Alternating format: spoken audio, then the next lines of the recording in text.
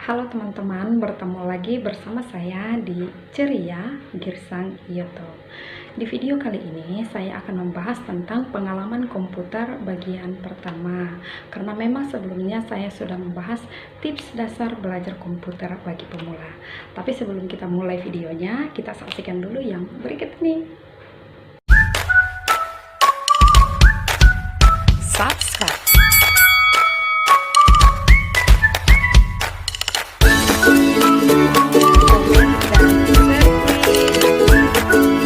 Baiklah teman-teman, ini dia pembahasan videonya, tetap stay. Pengenalan komputer bagian pertama. Pada sebuah komputer terdapat 3 macam perangkat keras yang menyusun komputer menjadi sebuah alat yang dapat digunakan untuk berbagai tujuan.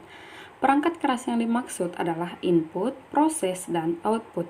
Namun, pada kesempatan kali ini, saya akan membahas perangkat keras output, yakni monitor beserta tampilannya. Monitor adalah salah satu perangkat keras komputer yang berfungsi untuk menampilkan hasil proses dari komputer dalam bentuk teks, gambar, ataupun video secara visual.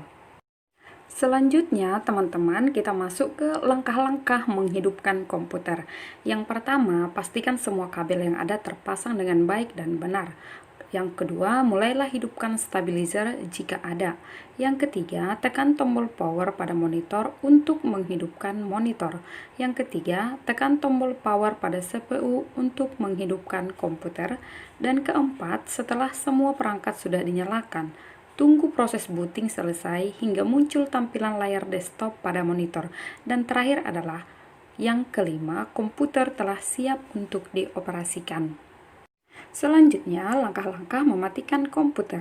Yang pertama, arahkan pointer mouse ke pojok kiri bawah pada desktop. 2. Klik menu start, kemudian cari tombol power di bagian kiri bawah desktop. 3. Klik tombol power. 4. Pilih dan klik shutdown. 5. Tunggu hingga komputer benar-benar mati. 6. Matikan stabilizer dan matikan aliran listrik yang mengalir menuju komputer untuk perawatan komputer yang lebih baik. Baiklah, ini dia videonya. Teman-teman, di sini saya tidak perlu mempraktekkan cara menghidupkan komputer karena sudah saya jelaskan pada slide sebelumnya, dan juga karena saya menggunakan laptop. Tapi saya akan praktekkan cara mematikan komputer. Yang pertama yang harus kita lakukan adalah arahkan pointer mouse ke pojok kiri bawah pada desktop. Nah, kemudian di situ ada bentuk persegi dibagi 4 dan itu disebut dengan tombol start. Kemudian klik, akan muncul tampilan yang seperti ini. Setelah muncul tampilan yang seperti ini, maka kita cari tombol power. Biasanya berada di pojok kiri bawah. Yang ini ya teman-teman, kemudian kita klik. Akan muncul 3 perintah. Yang pertama ada sleep, kemudian ada shutdown, dan yang ketiga ada restart. Jadi kita pilih shutdown, tapi di sini saya sengaja tidak mengklik shutdown ya teman-teman, berhubung karena laptopnya sudah saya hidupkan, karena kita masih akan melanjutkan video kita ini. Oke, setelah diklik tombol shutdown, maka tampilan layar akan menjadi gelap. Setelah tampilan benar-benar gelap, maka matikan stabilizer dan matikan aliran listrik yang mengalir menuju komputer untuk perawatan komputer yang lebih baik. Tapi berhubung karena saya menggunakan laptop, jadi tidak perlu mematikan stabilizer. Cukup hanya jika layar sudah menjadi gelap dan itu sudah selesai ya teman-teman. Oke, perlu kita ketahui bahwa menghidupkan dan mematikan komputer merupakan hal sederhana bagi beberapa orang teman. Namun, terdapat prosedur yang baik dan benar dalam proses menghidupkan dan mematikan komputer. Tujuan utamanya adalah agar komputer kita tidak cepat mengalami kerusakan dan komputer dapat berjalan optimal. Baiklah teman-teman, sekarang kita masuk ke tampilan monitor. Ketika laptop atau komputer sudah dihidupkan, yang pertama kita lihat di monitor ini disebut dengan desktop. Selanjutnya saya akan menjelaskan Apa-apa saja yang terdapat di desktop ini mulai dari sudut pojok kiri bawah.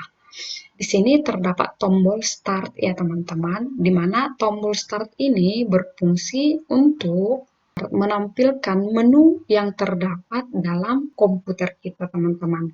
Jadi di sini saya akan mengklik dan inilah program atau menu-menu yang terdapat dalam komputer saya.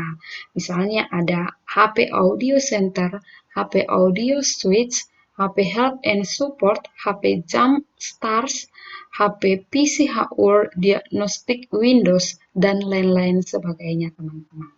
Oke, sekarang kita lanjutkan ke bagian yang di sampingnya. Di sini ada gambar kaca pembesar kecil dan ini biasa disebut dengan simbol pencarian ya teman-teman.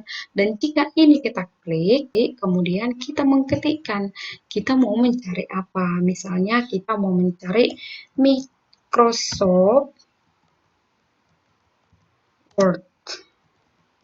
Setelah kita ketikkan Microsoft Word, cukup kita enter teman-teman, maka akan muncul tampilan Microsoft Word seperti ini teman-teman. Sekarang ini kita minimize dulu ya teman-teman.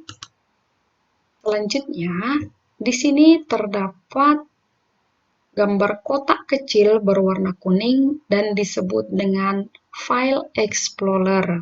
File Explorer ini teman-teman, kalau kita klik, maka tampilannya seperti ini. Ini adalah tampilan dari File Explorer, di mana ini fungsinya untuk menyimpan atau membuka lembar kerja yang sudah pernah kita kerjakan sebelumnya ya teman-teman. Oke, selanjutnya kita beralih ke sini teman-teman.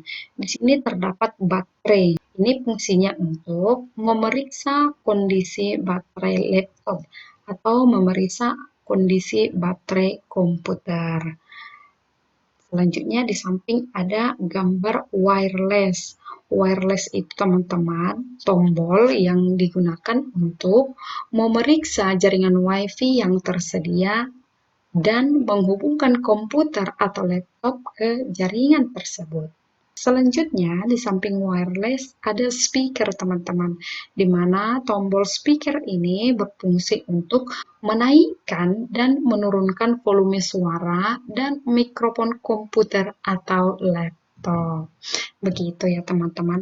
Dan di samping speaker ini terdapat waktu dan tanggal hari ini teman-teman. Kemudian sekarang kita berlanjut ke tampilan desktopnya ya teman-teman.